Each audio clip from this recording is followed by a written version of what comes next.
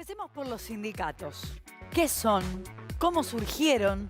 ¿Cualquiera puede formar parte de un sindicato? Hay sindicatos de panaderos, de ferroviarios, de actores. Seguramente escuchaste hablar de ellos o quizás tu abuela o tu papá forman parte de uno. Pero, ¿qué es un sindicato? Un sindicato es una organización que representa a las y los trabajadores de una misma actividad, sector o profesión. Históricamente surge para garantizar los derechos de los trabajadores y las trabajadoras, para proteger sus salarios y condiciones laborales. Si queremos dimensionar la importancia de los sindicatos y su rol en la sociedad, nos tenemos que remontar a su origen. Hacia 1850 Argentina era una sociedad rural, con menos habitantes que Chile, Perú y Bolivia. Esto es algo difícil de imaginar, ¿no? Sin embargo, en pocas décadas, el país desarrolló un sistema agroexportador que proveía de alimentos y otras materias primas a Inglaterra. De ahí que comenzaron a llamarnos el granero del mundo. Buques, ferrocarriles, puertos, a medida que el país se modernizaba, necesitaban más mano de obra. Esta es la parte de la historia en la que los inmigrantes llegan en sus barcos. Además de la fuerza de trabajo, trajeron ideas socialistas y anarquistas. En esta próspera Argentina, las condiciones laborales eran precarias y las leyes obreras inexistentes. Una de las primeras medidas de fuerza tomadas por el movimiento obrero fue la de la Unión Tipográfica Bonaerense en 1878. Más de 1000 trabajadoras y trabajadores se unieron para resistir la baja de salarios que impuso una imprenta, iniciando una huelga. Los grandes diarios de la época intentaron contratar tipógrafos en Uruguay, pero los uruguayos en solidaridad se negaron. De esta manera, la patronal volvió a los salarios originales y redujo la jornada laboral. Esta primera experiencia fue solo el comienzo. Es así como se empiezan a organizar las primeras luchas obreras. ¿Saben por qué el 1 de mayo se festeja el Día del Trabajador? La Segunda Internacional decidió establecer ese día como jornada de lucha en memoria de las víctimas de Chicago, un grupo de trabajadores que fueron ejecutados en la ciudad de Chicago cuando luchaban por la jornada laboral de 8 horas. En Argentina, la primera conmemoración tuvo lugar el 1 de mayo de 1890. Fue organizada por un grupo de trabajadores alemanes que convocaron a una movilización.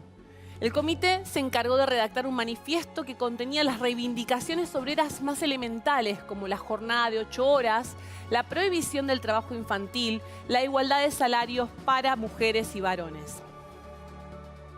A todos los trabajadores de la República Argentina, 1 de mayo de 1890, trabajadores, compañeras, compañeros, salud. ¡Viva el 1 de mayo, día de fiesta obrera universal! El mitin fue un éxito. Reunió a más de 2000 personas, cifra que en aquel entonces era muy significativa. De esta manera, el movimiento obrero se fue organizando y se crearon las primeras organizaciones sindicales. La conocida CGT, Confederación General del Trabajo, estaba entre ellas.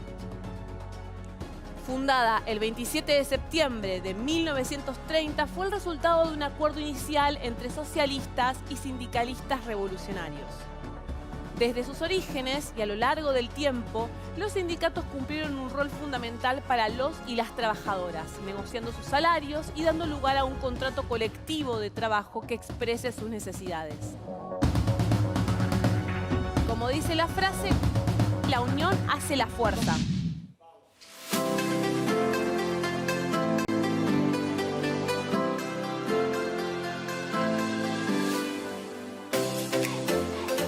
Desde sus orígenes, los sindicatos han luchado por los derechos de los trabajadores y las trabajadoras. Las conquistas que fueron obteniendo se deben en gran parte a la participación en las organizaciones sindicales. Pertenecer a un sindicato hace al ejercicio de la democracia y a la formación de una sociedad más justa e inclusiva en lo que respecta a los derechos laborales. Pero también hay otros modos de participación, por ejemplo, los partidos políticos y movimientos sociales. Empecemos por los partidos. Imaginemos que estamos en el aula y que la docente nos pide que hagamos un trabajo práctico donde planteemos un proyecto de escuela ideal. Seguramente cuando nos dividamos en grupos nos vamos a juntar con aquellos con quienes compartamos intereses y tengamos una visión similar. Así es como funcionan los partidos. Exactamente. El término partido proviene del latín pars, que significa parte. Un primer significado de este concepto remite a formar parte de algo, en este caso un conjunto de ideas, opiniones, proyectos, propuestas e intereses compartidos.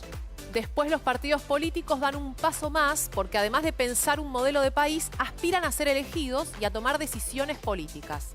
Es decir, a ser votados para representar al pueblo.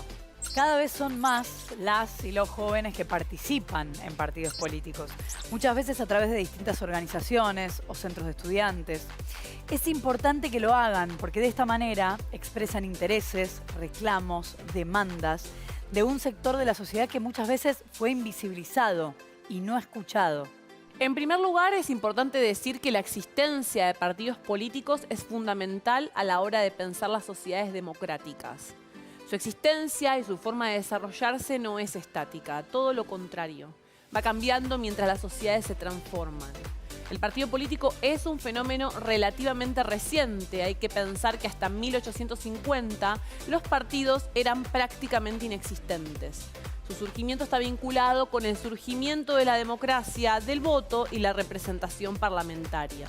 Nuestra Constitución Nacional dice que los partidos políticos son instituciones fundamentales del sistema democrático.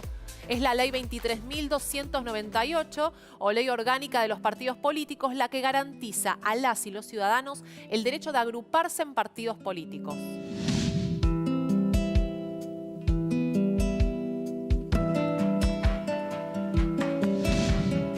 Artículo 38 de la Constitución Nacional. Los partidos políticos son instituciones fundamentales del sistema democrático. Su creación y el ejercicio de sus actividades son libres dentro del respeto a esta Constitución, la que garantiza su organización y funcionamiento democráticos, la representación de las minorías, la competencia para la postulación de candidatos a cargos públicos electivos, el acceso a la información pública y la difusión de sus ideas. El Estado contribuye al sostenimiento económico de sus actividades y de la capacitación de sus dirigentes. Los partidos políticos deberán dar publicidad del origen y destino de sus fondos y patrimonio.